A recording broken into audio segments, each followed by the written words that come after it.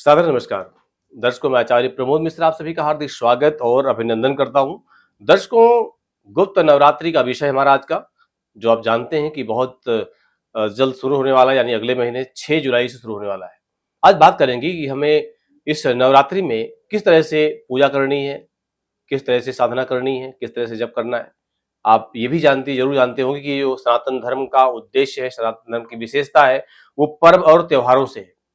दर्शकों, पर्व और त्योहारों के ऊपर सब कुछ जुड़ा होता है। सारे उत्सव मनाए जाते हैं और ये उत्सव या त्योहार या पर्व मनाए जाते हैं, सब प्रकृति की पूजा है। प्रकृति की पूजा है, कुछ न कुछ विशेष हर पर्व में होता है, हर त्योहार में होता है। साल में 4 बार नवरात्रि आती है।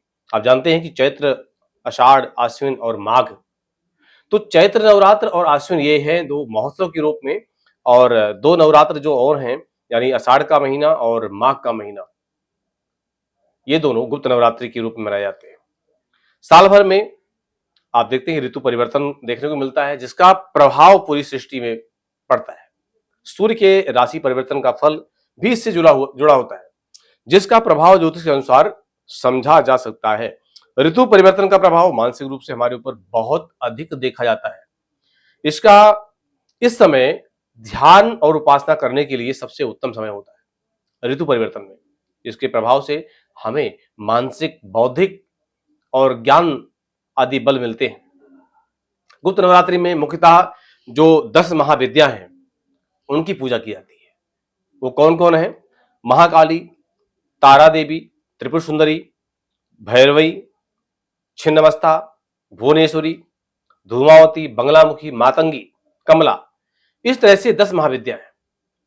10 महाविद्या की पूजा इसमें होती है और 10 महाविद्या जीवन में आने वाले सभी प्रकार के कष्टों को दूर कर देती हैं। जैसे इनका प्रभाव जब होता है, तो चाहे कर्ज हो रहा हो, शत्रु बाधा हो रही हो, रोजगार में दिक्कत आ रही हो, विद्या प्राप्ति में कहीं दिक्कत है, बच्चे का मन पढ़ाई में नहीं लग रहा है, संतान जीवन में, भूत प्रेत जैसी बाधाओं को भी ये देवियां तत्काल दूर भगाती हैं, नष्ट करती हैं।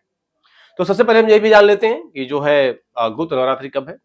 जैसे कि मैंने आपको बताया कि साल में 2 बार गुप्त नवरात्रि आती है। तो इस बार जो गुप्त नवरात्रि का आगमन हो रहा है, वो आषाढ़ मास के शुक्ल पक्ष से, यानी 6 जुलाई 2024 से होने वाला है। इस गुप्त नवरात्रि आपके जीवन से हर समस्या का समाधान हो, ये मेरा प्रयास है कि आप नियम को समझें, जानें और करें। गुप्त नवरात्रि में अन्य नवरात्रि की तरह ही कलश स्थापना की जाती है। माँ भगवती की पूजा करते हैं, अपने कुल देवी या आराध्य देवी की पूजा भी होती है। पूजा का फल हमें अच्छा मिले, उसके लिए हम नियम और विधि का उपयोग करते हैं कि किस तरीके से हमें करें। तो कलश स्थापना को विधि विधान से, यानी कलश के नीचे अनाज रख करके, कोई शतरंजा हो या गेहूं हो या चावल भी आप रख सकते हैं, जौ रख सकते हैं।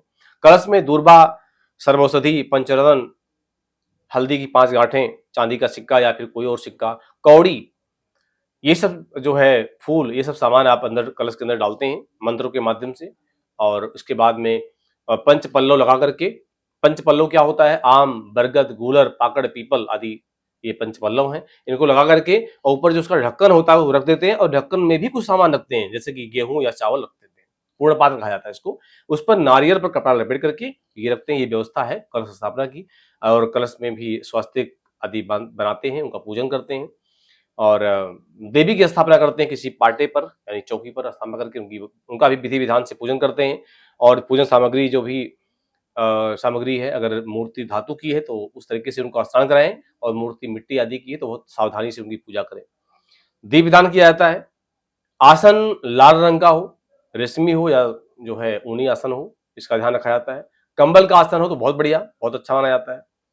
इस तरीके से माँ की पूजा आराधना आप करें, बड़े भाव से माला का जप करें, पाठ करें। दुर्गा सप्तशती का पाठ कर सकते हैं, देवी पुराण का पाठ कर सकते हैं। देवी के मंत्रों का जो नवाण मंत्र है, ओम ऐं ह्रीं क्लीं चामुंडाय विच्चे, इस मंत्र का आप 108 बार या 1008 बार जप कर सकते हैं। आपके अच्छा रहेगा, कल्याणकारी रहता है।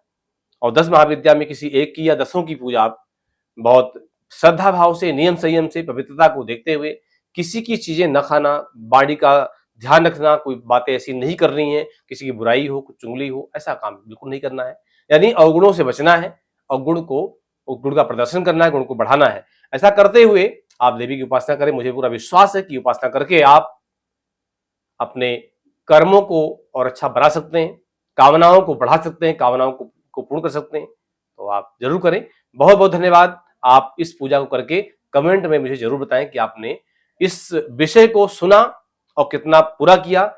मैं इसके लिए प्रतीक्षारत रहूंगा। बहुत बहुत धन्यवाद। सादर नमस्कार।